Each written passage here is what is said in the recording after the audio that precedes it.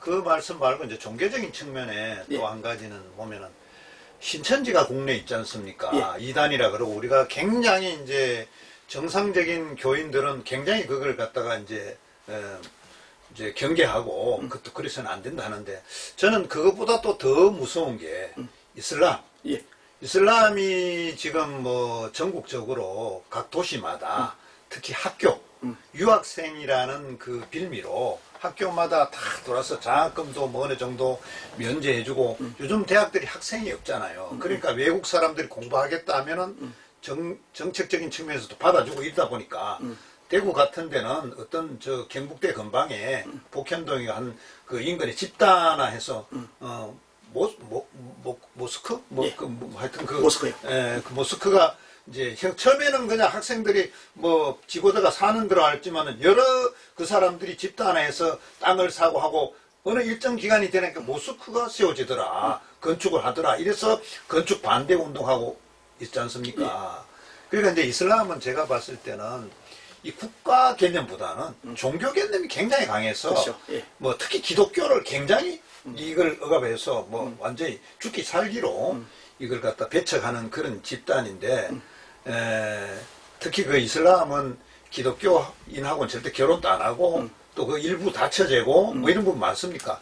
이런 종교가 국내에 서서히 지금 눈이 안 보이 이 시간에도 눈이 안 보이지만은 우리가 모르는 사이에 우리 턱 앞으로 들어왔다. 예. 그런 생각이 들어요. 예, 맞습니다. 이 부분에 대해서 또 목사님 또 얘기 좀 앞서가는 또 리더 목사님이시니까 어떻게 그걸 또 우리가 좀 뚫고 나가서 기독교가 안정적으로 자리매김할 수 있을까?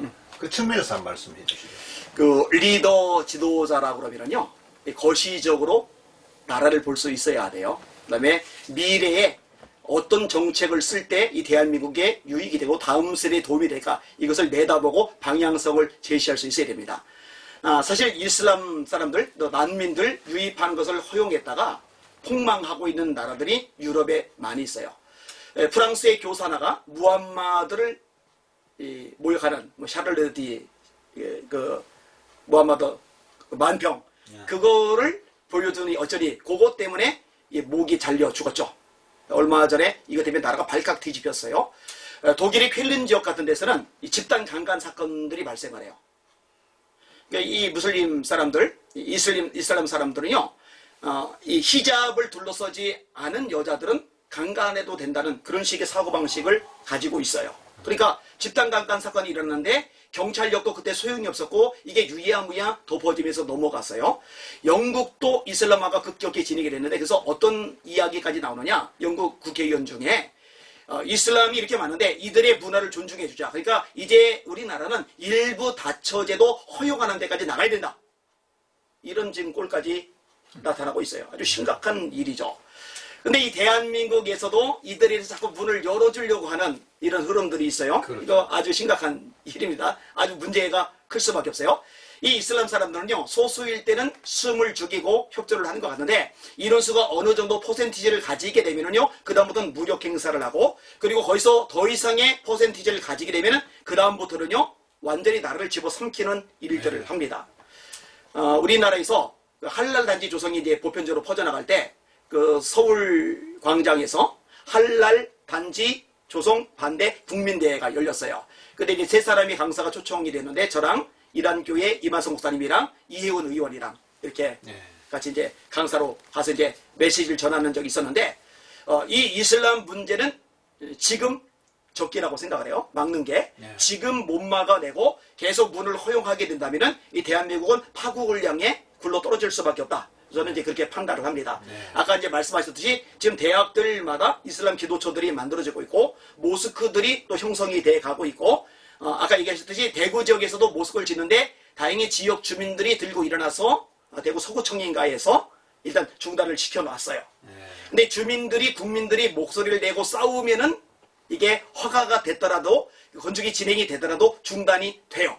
그리고 참 감사한 것 중에 하나가 뭐냐면요. 제가 이제 모니터링을 늘 하는데 이슬람 관련된 기사들 댓글 모니터링을 쭉 하다 보면요, 우리나라 국민들 대다수는요, 이 유럽 같은 나라 이슬람의 폐해를 아주 심각하게 바라보고 있기 때문에 우리나라의 이슬람이 유일하고 이들에게 자꾸 어떤 특혜를 주는 것에 대해서 거부감, 반발이 많아요. 그러니까 이런 정보들을 미리 이렇게 던져주기만 해도 그들이 알아서 반대 운동을 펼치겠더라고요. 이 대구 쪽에도 기독교인들이 앞장선 게 아니에요. 그렇죠. 일반 그 주민들이. 주역에 일반 주민들이 앞장선 거예요. 그러니까 어디에 어떤 일이 진행이 되고 있다. 한랄 단지가 조성이 되고 있다. 기도처가 만들어지고 있다. 모스크가 세워지고 있다. 그러면은 이걸 아는 즉시 그 지역 주민, 지역사회에 좀 알려주면은 자체적으로 움직여서 막아낼 수가 있어요.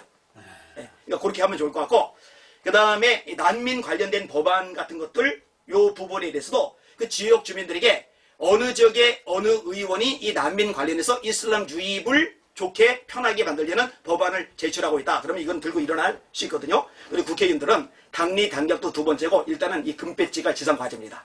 네, 그렇죠. 그러니까 지역 주민들이 결사 반대하면은 뒤로 물러날 수밖에 없는 게 국회의원들의 한계거든요.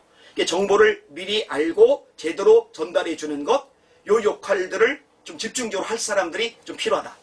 제가 볼 때 그게 굉장히 중요한 전략이 될 수 있다. 이렇게 판단을 합니다.